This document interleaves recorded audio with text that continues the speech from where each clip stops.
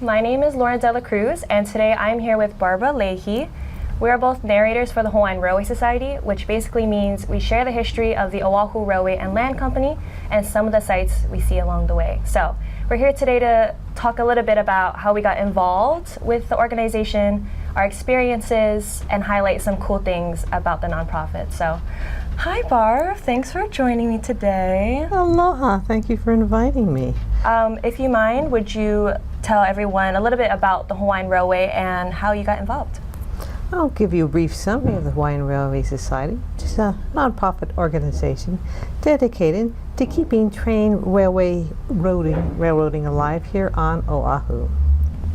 Visiting our railway in Ewa Beach, you and your family can learn the history of one of the largest transportation companies on the island, known as the Oahu Railway and Land Company, also known as the ORNL. Our nonprofit, called the Hawaiian Railway Society, is one of the largest, is very small, with an emphasis and a sense of ohana, sense of family.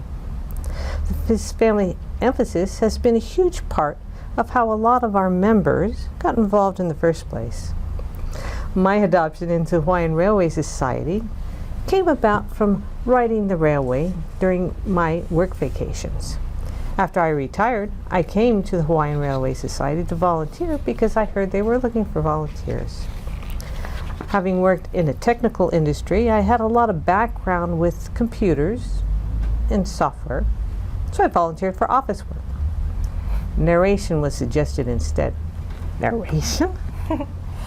Yeah. I feel you. I didn't have a lot of experience speaking in public, but they needed a volunteer, so I took it up. So these days, I narrate on the parlor car on the second Sunday of the month, where I have a lot of fun enjoying my experience. That's awesome. I like the sense of ohana that Barbara talked about, because that's exactly how I got involved with a nonprofit. My dad, he was the first one who kind of started with the Hawaiian Railway in 2013. And he started as a volunteer. He later became the superintendent of operational equipment. After that was a caretaker. So me and our whole family had to move into the railroad, which was a very interesting experience. I was about 12 years old, and I remembered my dad, he came up to me one day and he's like, you know, Lorna, the Hawaiian Railway, we need a narrator, you know, someone to say the history on the train. It'll just be temporary, you know, for now, like, just for now, please. And I was only 12 and I didn't do much at the time, so I was like, sure, why not? I'll totally go for it. 8 years go by and here I am, still here at the Hawaiian Railway as a narrator. But my job has expanded. I do a lot more now. I help with gift shop cashiering. I help a little bit with flagging, so stopping traffic and all sorts of other stuff. So I'm definitely grateful that my dad did give me that opportunity. I remembered when I was young, when I first started, I would practice in my room, and I would practice so loudly that people could hear me on the outside, which was so embarrassing at the moment. But looking back, it just shows how dedicated I was to the role and how much I wanted to succeed. I always say that narrating has helped me go from a shy caterpillar into a more outgoing butterfly. For the most part, like, I'm definitely still an introvert at heart, but I've definitely become more open. So yeah, especially as a young person, growing up in today's world is very interesting. So I was very grateful to be surrounded with a community that is just so loving and all want to be a part of something bigger than themselves, which is the Hawaiian Railway. So now that we talked a little bit about how we got involved, we're going to highlight some of the things we love about the organization. So for me, I really love how the Hawaiian Railway highlights railroad history, because we are the last running railroad on the island. So there isn't much history known throughout other places. And I feel like at our organization, you can learn so much things that you wouldn't hear at other places. For example, the Oahu Railway and Land Company, the original railroad, was actually involved with Hawaiian royalty Benjamin Dillingham, the man that started the railroad, actually went to King David Kalakaua, the last king of Hawaii, and asked him permission to build his railroad. Thankfully, he said yes, and he built the ORNL. So Hawaiian Royalty was definitely involved, and even other big industries of Oahu, like Dole Canneries. Our railroad did help transport pineapple. We've also been involved with the military, hauling troops, ammunition, things like that. And one of my favorites is the sugarcane plantations, because, you know, once upon a time, sugarcane was the biggest industry on the island, and Dillingham knew that, and he wanted to work with them. And it was really cool because he actually adapted his railroad to fit with their industry, specifically with their train track. Because if you look at their tracks, they use narrow gauge, so it's about 3 feet apart. And normally railroads use standard gauge, so it's about 4 to 5 feet. But Dillingham, he used narrow gauge so that he can directly connect to the mills. So his railroad would connect to the mills and pick up processed sugar to help with the final shipments. So yeah, it's just really cool, like all the fun history stuff you can learn from the ORNL and how much they were connected to different parts of history on the island. I definitely love that, especially as a young person. Besides that, because it shares so much history, it keeps old Hawaii alive. Because I feel like in today's time, especially Oahu specifically, is going through a lot of development. They want bigger and better stuff, which is great.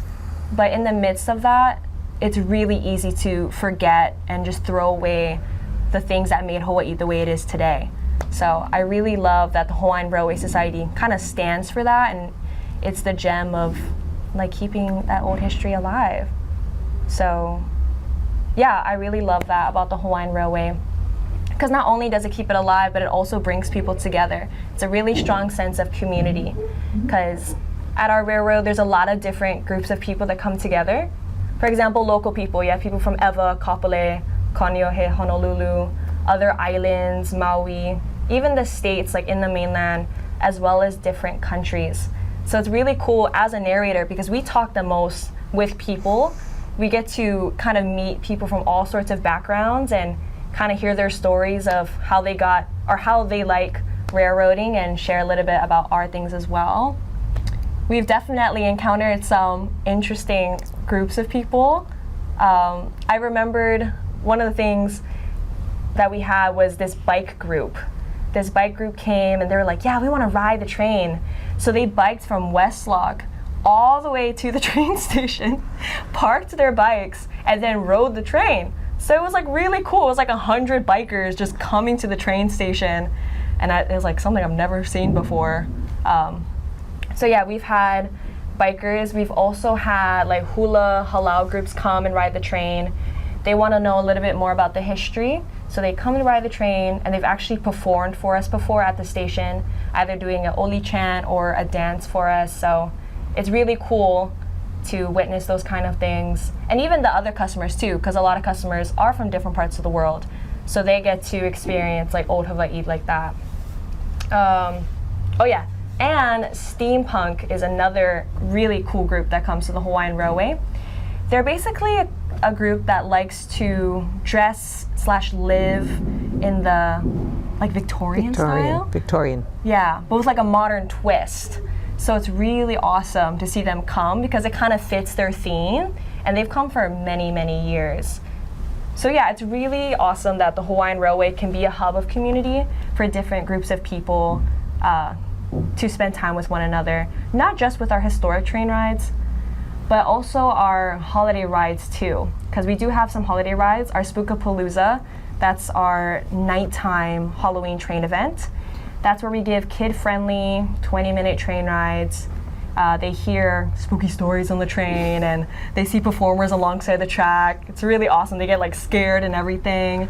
At the station, they have games and food, and all the kids come in their costumes. So it's honestly so cute, and it's really awesome that the Hawaiian Railway can provide a place where people can celebrate holidays in a fun but also safe environment too. So yeah, with Spookapalooza, we also have our Holiday Express, that's our more recent ride. It's our nighttime Christmas train ride. And that's where we tell Christmas stories, we sing Christmas songs and play games on the train. The passengers, they come in their cozy pajamas, which is needed because it does get cold on the ride.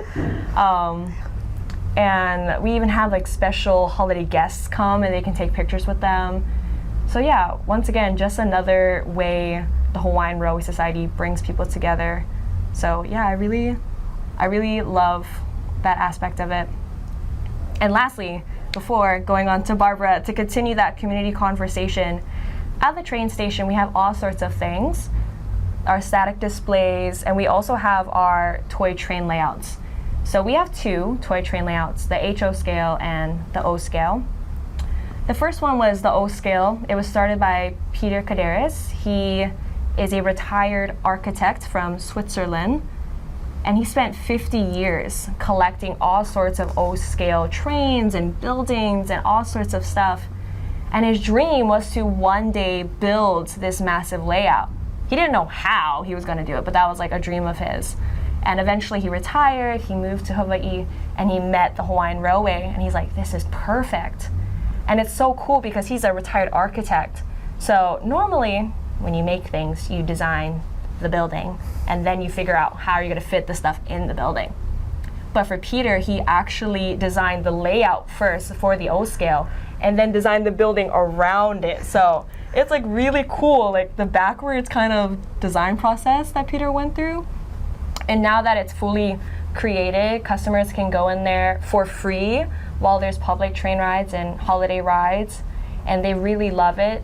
I think the toy train layouts are a good representation of how people can be involved with railroading, not just the traditional way, like with the huge scales, but also O scale as well. So yeah, that's a few of the things I love about the Hawaiian Railway. Passing it over to Barbara to share a little bit. I'm the narrator on the parlor car. It's a very unique car. It was created for the owner, Dillingham, in the year 1900. You can see the interior of the car by going to the hawaiianrailway.com website. And the interior is absolutely beautiful with many different types of wood, bird's eye, maple, oak, and mahogany. It's a very comfortable ride with padded seats. People love that. And you can, you can sit both interior to the car with wide windows or outside. As we go by, you can see the beautiful sights. I love seeing the ocean with the whales. Yes. The whales and the dolphins. And recently we saw an outrigger race out there. Yes, we did. 6 canoes were racing, and it was absolutely wonderful to see. I also love talking to people because I share the history of the Oahu Railway and Line Company, and they share their history with railroading with me.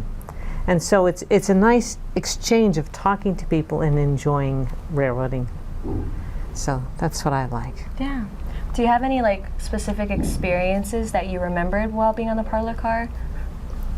I had a wonderful gentleman, a Vietnam veteran, who told me all about the history of the Campbell Industrial Park and the history of how the island developed over time. Yeah. And he was very memorable, and I thank him. It's so cool, like as the narrator, you feel like you have to be the one saying all the information or teaching people new things. But in actuality, as a narrator, you learn new things from the people too. Oh, they teach me, and it's amazing. I had one individual teach me what the sounds were that the engineer is pulling as we cross the road. It's 2 long sounds, a short sound, another long sound. Right. That's the horn sounds. And that's the letter Q for the Morse code, announcing that the Queen in England would be crossing the railway. So that was interesting to learn. It's quite an experience. Yeah, and it's crazy because it's connecting different, like I said, different groups of people, not just geographical wise, but even ages too.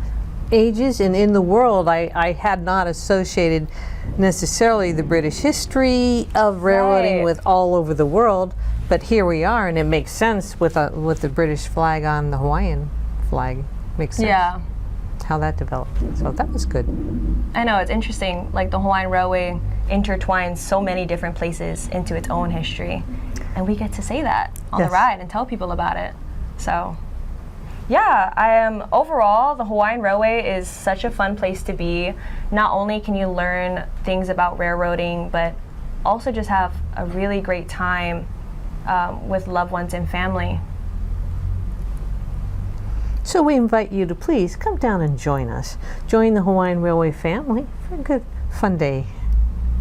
And aloha. Aloha.